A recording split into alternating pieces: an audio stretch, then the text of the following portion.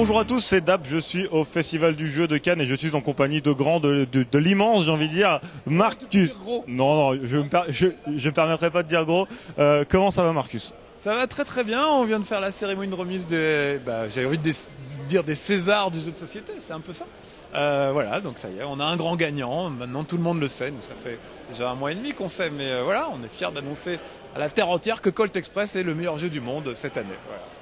J'ai pu y jouer, c'est vraiment un très très bon jeu. Est-ce que tu pourrais juste te présenter un petit peu pour ceux qui vivent dans une cave, dans une grotte ou je ne sais pas, qui ne te connaissent pas? Non, en fait c'est l'inverse. Les seuls gens qui me connaissent sont les geeks et les no-life, c'est-à-dire les gens qui n'ont pas de vie, justement. Les gens normaux, si vous ne me connaissez pas, c'est que vous avez une vraie vie. Vous n'aimez pas les jeux vidéo, vous faites autre chose, du vélo, peut-être même du sport, allez savoir. Voilà. Donc je suis Marcus, je suis testeur de jeux vidéo depuis un quart de siècle, je suis un dinosaure du jeu vidéo. J'ai travaillé dans la presse écrite et j'ai surtout travaillé pour Game One, qui est la première chaîne de jeux vidéo au monde. Et voilà, j'ai créé une émission qui s'appelle Level One, où je jouais à un jeu dans les conditions du direct, ce que font tous les youtubeurs aujourd'hui. Il faudra que je pense à leur demander du pognon à un moment, mais je ne l'ai pas fait jusqu'à présent et je ne pense pas le faire. Voilà. Donc je suis payé pour jouer. Voilà. Si on doit me résumer en une phrase, Marcus, payé pour jouer, journaliste spécialisé dans le jeu vidéo pour faire sérieux sur une carte de visite. Tu fais plein d'enviures là, je te le dis tout de suite. Oui, bah, oui. On va parler un peu de la cérémonie. Est-ce que c'est bien passé? Comment ça se passe pour les délibérations? Est-ce que vous engueulez un petit peu? Est-ce que des fois on en vient aux mains ou ça se passe bien? Non, ça se passe toujours très très bien. Par contre, c'est un crève-cœur. C'est-à-dire qu'évidemment, il y a, je pense, près d'1 millier de jeux qui sortent chaque année. Et nous, il faut qu'on en sélectionne 12 pour les nominer, sachant qu'il y a des catégories. Il y en a pour les enfants. Alors, il y en a à peu près 3 pour les enfants, 3 pour les joueurs un peu velus qui aiment les bonnes grosses règles, 3 à peu près pour le grand public où tout le monde va aimer, qu'on aime les règles velues ou qu'on aime jouer un peu en touriste. Et puis il y a aussi un prix spécial. Donc c'est assez délicat. Dans chacune de ces catégories, on peut retenir que 3 ou 4 jeux. Donc c'est un vrai crève-cœur. Par exemple, moi j'adore Black Fleet. Depuis des mois, je joue beaucoup à Black Fleet. Je trouve la boîte magnifique, la mécanique est super. C'est très simple, très accessible. Je joue beaucoup avec mes potes.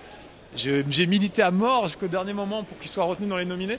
Et on n'a pas pu le garder dans les nominés parce qu'il y avait aussi Dead of Winter, il y avait aussi Colt Express, il y avait aussi Abyss, il y avait aussi Five Tribes, et qu'à un moment il fallait bien en virer un. Et j'étais pas le seul à vouloir maintenir Black Fleet, on était plusieurs mais on n'a pas eu la majorité. Donc c'est très démocratique, hein. On lève la main et puis on voit ce qu'on garde à la fin. On essaie de faire en sorte que ce soit équilibré, qu'il y ait des jeux un peu pour tous les goûts, un peu dans tous les styles. Voilà. On fait pas très attention aux éditeurs, genre qui édite quoi. C'est les prix Goncourt, ça c'est un peu, un coup c'est chez Robert Laffont, un coup c'est chez Gallimard et tout. Ça, nous on fait pas du tout attention à ça. On se met vraiment à la place du joueur. Quels sont les jeux qui nous paraissent intéressants? Souvent des mécaniques de jeu différentes aussi, et puis des présentations différentes. Enfin voilà, c'est d'une richesse incroyable et c'est très dur de sélectionner que 12 nominés. Alors évidemment le choix des 4 gagnants, là c'est encore pire, c'est un crève-cœur. Mais on y arrive quand même. Ah, je te comprends, moi Black Fleet c'est un grand réac pas évidemment, c'est génial. C'est le grand absent de cette cérémonie, mais oui, je ne sais plus combien on est dans le jury, on doit être 6 ou 7, on devait être 4, enfin non 3 à vouloir qui restent et 4 à pas vouloir, voilà, à un moment il faut faire un choix, sinon on y serait encore. Alors moi je suis aussi un gros gamer jeux vidéo, donc je posais un peu la question qui tue. Tes premiers amours, jeux de société ou jeux vidéo? J'ai toujours aimé les jeux de société autant que les jeux vidéo. Mais les jeux vidéo sont arrivés plus tard dans ma vie. Moi, je suis né en 66, hein, je suis vraiment vieux. Donc j'ai connu les jeux vidéo.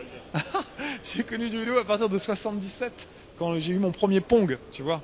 Et les jeux vidéo, c'était Pong. Après, j'ai eu l'Atari 2600, ça s'est un peu amélioré. Les cartouches, on pouvait changer de jeu, mais j'ai quand même connu tout ça. Donc la première période de ma vie, jusqu'à 11-12 ans, c'était plutôt jeux de société. Des petits jeux comme Hep Taxi, où tu avais un petit taxi qui vibrait sur un plateau, il fallait l'arrêter pour emmener des clients à différents endroits. C'est l'équivalent de Crazy Taxi en jeu vidéo plus tard. Donc voilà, j'ai toujours aimé les deux. J'ai pas pu faire autrement que de commencer avec les jeux de société parce que les jeux vidéo n'existaient pas quand j'étais tout petit. Et puis après, les deux ont toujours cohabité. J'ai toujours joué aux jeux de société. Notamment toute la période avec Blood Bowl, Dark Future, les jeux de Games Workshop que j'adorais et tout ça à l'adolescence. Les jeux de rôle évidemment, Donjons Dragons, Star Wars, Cthulhu, etc. Voilà, donc j'ai toujours fait les deux. Ça a toujours été deux de mes passions. Il y en a d'autres. Il y a la musique, il y a la bande dessinée, le cinéma, voilà. Je suis un vrai geek, hein, donc tout ce qui rentre dans le champ du spectre du geek, ça m'intéresse. Parle pas trop de tes passions, j'ai l'impression que je me transforme en Marcus là. On va revenir un peu sur le festival. Donc là, tu as présenté la cérémonie sur scène avec Monsieur Fall. Voilà, tout s'est bien passé, pas de souci. Mais du coup, qu'est-ce que tu vas faire pour le reste du festival? Où est-ce qu'on va te retrouver? Alors je viens ici pour rencontrer les gens. Moi, tous les salons que je fais, c'est ça. Il y a plein de gens qui veulent me voir, qui veulent que je leur dédicace mes livres, qu'on papote un petit peu, qu'on se fasse une petite partie de Mario Kart et tout ça. Donc j'ai toujours un stand sur les salons. Ici j'ai un petit stand, j'y serai vendredi et samedi. Dimanche je retourne voir ma petite femme parce que quand même à un moment il faut aussi que j'ai une vie autre que geek. Et donc j'ai un stand, j'ai mon livre pour ceux qui veulent se le faire dédicacer, j'ai ma BD L'Intrépide que j'ai créée quand j'étais petit et qui 37 ans après se retrouve sur les rayons de la Fnac à côté d'Iron Man et tout, c'est un truc merveilleux qui m'arrive. Donc ça aussi je peux le dédicacer. J'ai des posters aussi pour ceux qui le veulent. Et puis si vous m'amenez une vieille Nintendo 64 ou une NES, je serais ravi de la dédicacer aussi. Voilà. Le but, c'est, au-delà de la dédicace, c'est rencontrer les gens, parler 2-3 minutes avec chacun. Le problème de ça, c'est qu'il y a beaucoup de gens qui viennent me voir et que pour me voir, faut faire la queue parfois 1 heure ou 2. S'il y a 30 personnes et que je passe 2 minutes à parler avec chacun, le 30e, il attend 1 heure. C'est mathématique, j'y peux rien. Et 2 minutes avec chacun, c'est très frustrant. J'aurais envie de parler plus, de faire une petite partie de Mario Kart aussi et tout ça. J'essaie de faire plaisir au maximum de gens sur les salons. Voilà. Donc voilà ce que je vais faire pendant 2 jours. Essayer de faire plaisir à mes petits amis, parce qu'ils sont adorables, c'est grâce à eux que je fais ce métier, donc c'est ma façon de les remercier, d'aller à leur rencontre. D'accord, je vais te demander juste un petit mot sur ton actualité, où est-ce qu'on peut te retrouver justement après le festival, en dehors du festival, qu'est-ce que tu fais?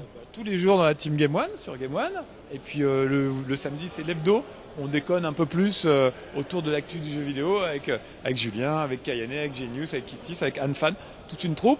Je continue chez Marcus sur No Life où je teste des jeux avec mes gros doigts comme je peux, comme à l'époque de Level 1, en essayant de donner aux gens mon impression sur ces jeux. Voilà, je travaille toujours pour Micromania, je fais des vidéos pour eux chaque mois sur mes 3 ou 4 jeux préférés.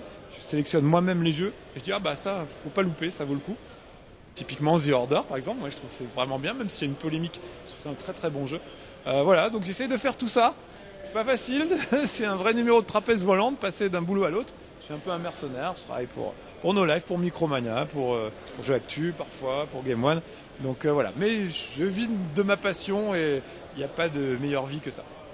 Alors chez Ludovox, on a des streamings et des VOD, et on a une série de VOD qui s'appelle La Pause de Midi, où on joue entre midi et 2, on se fait plaisir, on s'amuse au bureau, c'est le thème de la vidéo.